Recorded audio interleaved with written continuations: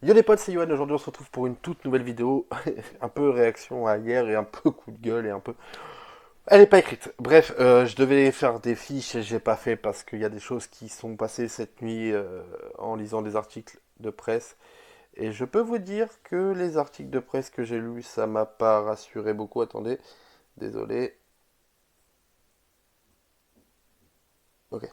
Voilà, les articles de presse m'ont pas du tout rassuré sur ce déconfinement. Je vais être très clair avec vous, je pense qu'aujourd'hui, on est en train de prendre une race, réellement. On est en train de se faire niquer. Clairement, on est en train de se faire niquer.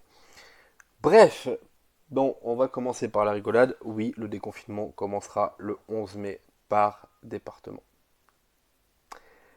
Je sais plus combien de départements en France, je sais pas combien il y a de villes en France, mais je peux vous jurer que ça va être long. Il faut quand même savoir que dans les grosses régions ou dans les gros départements touchés par le Covid-19, il y a quelques régions qui sont toujours en zone rouge. Ça veut dire qu'aujourd'hui, ça va être long. Ça va être très très long ce déconfinement. C'est un virus mondial qui s'est développé très rapidement et qui aujourd'hui encore continue à faire des victimes sur certains territoires. États-Unis, Russie, où le nombre de cas a dépassé celui de la Chine. C'est quand même vous rendre compte que ce virus est potentiellement mortel pour tous et qu'en fait il suffit pas de nous dire on est en bonne santé, ok 99% de la population, voire 90% de la population, le virus il va passer comme une lettre à la poste. Mais même si ça fait ça, il faut arrêter de dire que ce virus n'est pas dangereux. Le virus est totalement mortel et potentiellement il va tuer encore des gens. Donc pour moi le déconfinement c'est une bonne chose, mais il va falloir qu'on respecte certaines consignes. Et je pense réellement que les consignes qui ont été annoncées hier sont bonnes d'un point de vue scientifique et d'un point de vue protection, mais d'un autre côté, il y a des choses qui sont pas nettes. On nous demande de nous protéger avec des masques, on va les faire payer quasiment 10 euros. Je suis pas d'accord avec ce principe-là de se dire un masque pour la fabrication ça coûte 20 centimes. C'est-à-dire que en gros tu vas vendre un masque beaucoup plus cher que ce que ça t'a coûté à la fabrication et en plus tu dis aux gens protégez-vous. Un autre exemple, on n'ouvre pas les restaurants, mais on ouvre les cantines. Les enfants, enfin même s'ils ils sont pas beaucoup plus impactés que ça par rapport au virus, je suis, je comprends pas l'intérêt de rouvrir des écoles et des cantines et de dire aux autres, bah non mais les gars par contre pour vous les soirées au bar, les restaurants et tout, c'est pas possible. Ça veut dire qu'on rouvre pas les terrasses. Moi, par exemple, j'attends qu'une chose, c'est, je vais pas vous mentir, c'est d'aller boire une bière en terrasse. Je vous rappelle, l'abus d'alcool est dangereux pour la santé. Mais à un moment donné, ça fait 2 mois qu'on est confiné. Il fait beau dehors. Bon, là, aujourd'hui, il fait pas beau, mais ça fait 2 mois qu'on est confiné. Je vois que du beau temps et du soleil. Enfin, c'est quand même assez complexe. Et en même temps, d'un autre côté, c'est aussi pour protéger la population. Mais on va revenir sur ces points-là plus tard. Je pense en fin de vidéo, on fera un gros point là-dessus et on va commencer là où tout a commencé, c'est-à-dire au mois de mars, quand on a annoncé que la population française serait confinée, et ben ça a été compliqué. Au début, ça a été très compliqué de faire comprendre aux Français restez chez vous. C'est vrai qu'il y avait encore des gens qui allaient dans les parcs, machin, et ça a été compliqué, mais aujourd'hui, on est tous chez nous à essayer de se sortir de ce confinement et d'arriver peut-être à quelque chose ensemble. Donc, le ministre a dit hier qu'il y aurait des déconfinements à partir du 11 mai. Ce n'est pas le cas pour tout le monde et partout. Je vous explique pourquoi. En gros, ce qu'il a annoncé aussi, c'est qu'à partir de jeudi, on aurait une carte de France où tous les départements seraient en couleur. Vert, orange, rouge. Si vous êtes en zone rouge, votre département est encore en grand risque de déploiement du virus.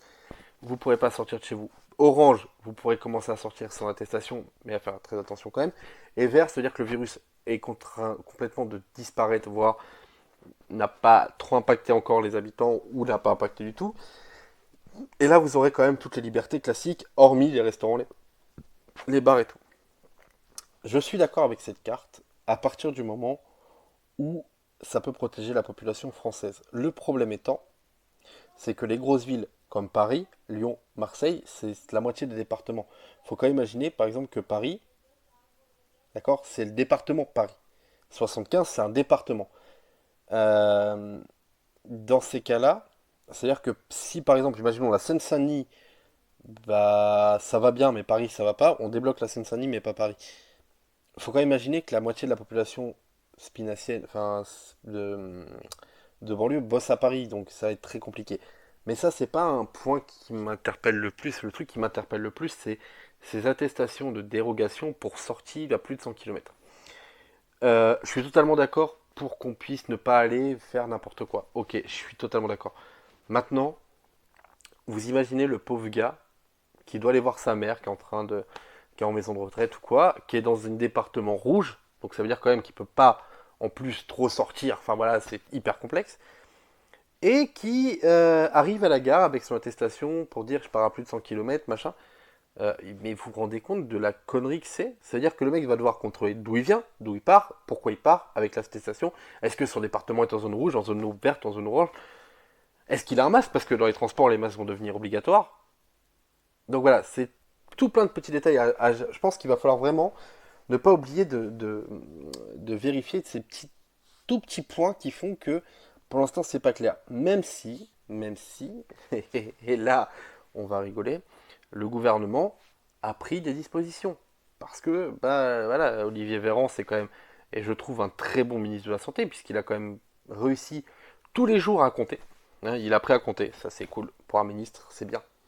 Mais plus sérieusement, surtout, il a été carré, contrairement à d'autres, et je pense à Nafissatou Diab, ouais, ou je sais plus comment il s'appelle, enfin bref, qui nous a dit le masque c'est pas obligatoire, alors que les scientifiques tous les jours lui disaient ah si le masque c'est important aussi. À Emmanuel Macron qui gentiment en jouant de la flûte nous a bercé, nous a endormis, alors qu'aujourd'hui eh bah, il y a 400 000 cas en France, que voilà, mais c'est des petits exemples comme ça, hein, mais voilà, bref. Donc voilà, donc on va pouvoir sortir de chez nous, enfin, ça là-dessus il n'y a pas de problème, et on va pouvoir mettre nos enfants à l'école. Ah Je rigole pas, il y a un truc qui cloche. C'est-à-dire qu'on peut remettre nos enfants à l'école, ok, très bien. Les cantines, parce que les cantines c'est pareil, ils vont être collés. Dans les classes, ils vont être collés. Expliquez-moi comment on fait. Non, mais moi je veux savoir, hein, parce que au pire, je prends du double face et je colle ma fille à sa mère et on met la fille et la mère à l'école. Et puis comme ça, on est sûr qu'elle aille pas jouer avec les copains. Non, mais parce que quand même, c'est un peu compliqué. Ah, non, mais on va pas se mentir. À un moment donné, les copains là, les enfants, ils vont jouer avec leurs copains. Ils vont aller voir leurs copains. Vous imaginez, ça fait 2 mois qu'ils se sont pas vus. Et vous allez leur dire, ah non, mais vous avez pas le droit d'approcher les copains à moins d'1 mètre. Les gamins en maternelle, ils ont 2, 3, 4, 5, 6 ans, peut-être grand maximum. Comment tu fais? Explique-moi, parce que moi je comprends pas. Moi, ma fille, elle va aller jouer avec ses copines. Hein. Elle va pas dire, ah bah non, mais j'ai pas le droit de t'approcher. Maman, elle m'a dit, je dois être à moins d'1 mètre. Tu crois, elle va sortir son double décimètre, elle va dire, hé hey, frérot, on est à plus d'1 mètre, c'est mort. Non, mais à un moment donné, les gars, vous êtes en face de la réalité. Non, parce que dans ces cas-là, hein, on peut imaginer quand même. euh, Au pire, ce qu'on fait, on met un mur entre les enfants et puis ils discutent par le mur avec des barreaux. Ça s'appelle une prison. Voilà, ça s'appelle une prison. Il y a des gens qui sont dedans. Ça existe déjà en fait. Les enfants, ce sont des enfants. Ils comprendront même pas pourquoi. J'aurais l'autorisation de sa mère. Tiens, j'aurais amené ma fille là sur la vidéo. On aurait vu ce qu'elle en pense elle d'être à moins d'1 mètre de ses copines, à plus d'1 mètre de ses copines. Il y a des jeux dans la cour de récré. Il faut se toucher. Vous croyez, vous, que les enfants, ils vont arriver? Ah bah je t'ai touché, je vais me laver les mains. Mais frère, mais ils bouffent des vers de terre, les gamins, aujourd'hui. Ils bouffent leur tube de colle. Tu crois franchement qu'ils vont se dire, ah bah j'ai touché ma maman, alors je vais aller me laver les mains tout de suite? Non mais sérieusement. Les profs, les maîtresses d'école, mais vous vous rendez compte de la tâche que vous leur donnez? Ils ont déjà un boulot pourri, compliqué, et là en plus, ah bah il faut compter le 1 mètre hein, entre les élèves, il faut compter les élèves, parce qu'il y a la sieste aussi, on a ça aussi, la sieste des petits là. Et bah oui, bah il faut séparer les lits d'1 mètre, mais il y a bah, je vous emmène dans l'école où ma fille allait, hein. Vous allez voir, il n'y a pas 1 mètre entre les lits, hein, parce qu'il n'y a pas la place. Ah mais sérieusement, je peux pas admettre qu'on remette les enfants à l'école dans ces circonstances-là. Je comprends pas. Vous allez dire à des enfants de ne pas s'approcher, ça fait 2 mois qu'ils ne sont pas vus les gamins. Et pendant ce temps-là, ça veut dire que les maîtresses, alors on est d'accord, les maîtresses, puisque les gars sont obligatoires, elles ont des masques, hein, parce que forcément il faut pas postillonner sur un enfant, parce que c'est vrai que les enfants ça postillonne pas entre eux. Putain, mais on vous applaudit tous les soirs pour ça, pour pondre des conneries pareilles, non mais vraiment. Putain, les médecins, il y a des médecins, ils sont morts. Moi, j'ai vu des gens sur Twitter, des personnes qui étaient dépitées d'avoir perdu des membres de la famille, et vous nous dites, ah bah, il faut remettre vos enfants à l'école. Et en plus, le plus fort du monde, c'est si le 1er juin, vous n'avez pas une dérogation pour dire votre école refuse de prendre votre enfant, vous n'êtes pas payé au chômage partiel. Mais vous tapez, vous foutez de la gueule de qui? Sérieusement, mais aujourd'hui, on est à 15 jours du déconfinement, il n'y a rien qui n'est fait. Les masques, c'est pas prêt, ça coûte une blinde pour s'en faire. On peut aller acheter du tissu machin. Ok, ok, mais c'est à vous de les fournir, pas à nous. Il faut pas les mettre en vente. Au Luxembourg, d'accord, on en donne 5 par personne et par semaine. En France, on fait quoi? On dit il faut les acheter. Vous croyez que notre santé c'est un business? Mais sérieusement, sérieusement. Putain, mais c'est pas dur de faire comprendre aux gens que il faut pas sortir de chez soi. Ok, les gars, l'amende, juste l'amende. On va en parler de l'amende. L'amende, c'est 139 euros si tu sors de chez toi sans dérogation. Je suis totalement d'accord pour qu'on mette une amende. Maintenant, je veux que ces amendes-là, d'accord, elles soient reversées à l'Association des hôpitaux de France et pas dans les poches de l'État. Il faut arrêter à un moment donné de nous dire, oui, la France va mal, la France est en crise économique, pas avec l'argent que vous faites depuis le début du confinement. Je suis pas d'accord. Là, on est sur un point où c'est important, vous mettez la santé de nos enfants en danger, vous mettez la santé des parents en danger, parce que je vous rappelle juste que le soir, les enfants, ils vont rentrer de l'école, le soir, les enfants, ils vont être avec leurs parents. Hein?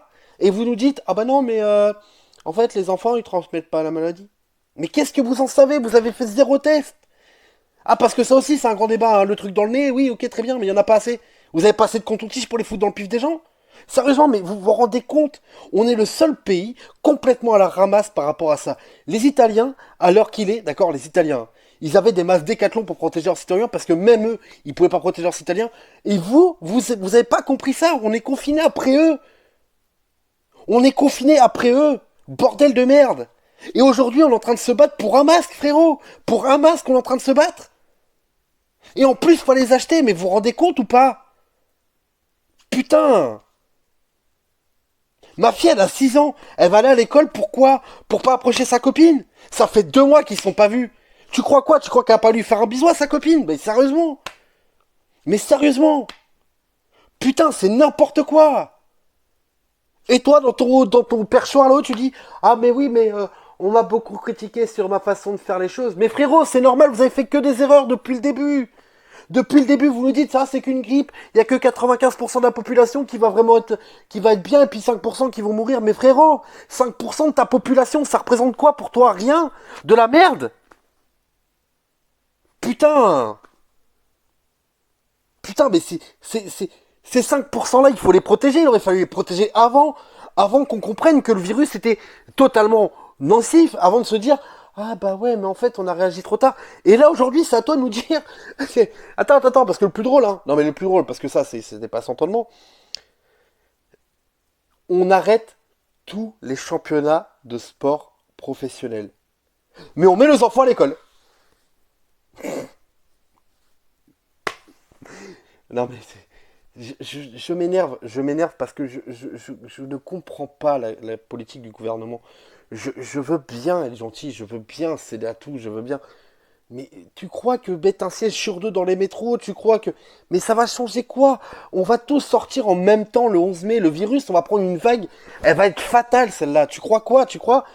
Ah bah en fait on va pas se remettre déconfiné, mais en fait on va être confiné 15 jours après. On va être clair, hein. Parce que déjà, la moitié de la population française pourra pas s'acheter de masque. La moitié de la population française, aujourd'hui, d'accord, elle vit en dessous du seuil de pauvreté. Ça veut dire quoi? Ça veut dire qu'aujourd'hui, si les associations, elles ne reçoivent pas les masques à temps, ça veut dire que les gens, ils sortent plus. Sérieusement. Les campings, les plages privées, les machins, ils travaillent plus. Plus personne ne travaille. Même les petits agriculteurs, ils ont du mal à trouver du monde pour leur vendange parce que les gens, ils ont peur. Ils ont peur de quoi? Ils ont peur parce qu'aujourd'hui, le virus, il est totalement dangereux et il est encore là. Et arrêtez de nous dire, oh ben oui, mais il y a que 95% il y a que 5% de la population pour qui ça peut être grave. Mais ces 5% de population là, d'accord, c'est des proches, c'est des amis, c'est de la famille, c'est ce que tu veux. Pour moi aujourd'hui, je perds quelqu'un à cause du Covid-19, je porte plainte contre l'État, hein. Mais clairement, hein. Clairement, je porte plainte contre l'État. Parce que c'est de la non-assistance à personne en danger. Ce que vous êtes en train de faire, c'est on déconfine, mais on déconfine avec nos manières à nous.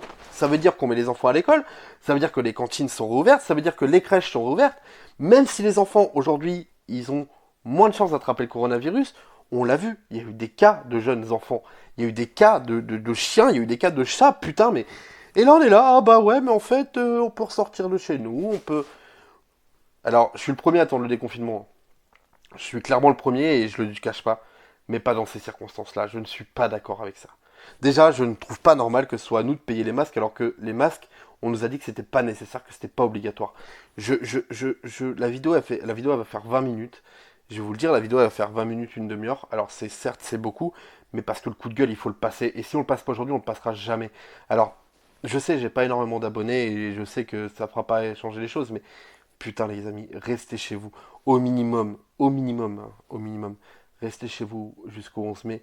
Et après, attendez réellement les annonces. Parce que là, réellement, les annonces qui ont été faites hier, c'est pas du tout, mais pas du tout ce qu'on attend.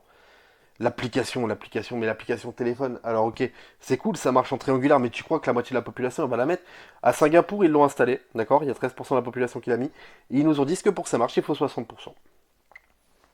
On fait comment? Sérieusement, on fait comment? Les masques, les masques c'est pareil, le gel hydroalcoolique, moi j'ai une pharmacie dans le 6e, j'ai réussi à en trouver parce que le mec il les fabrique lui-même.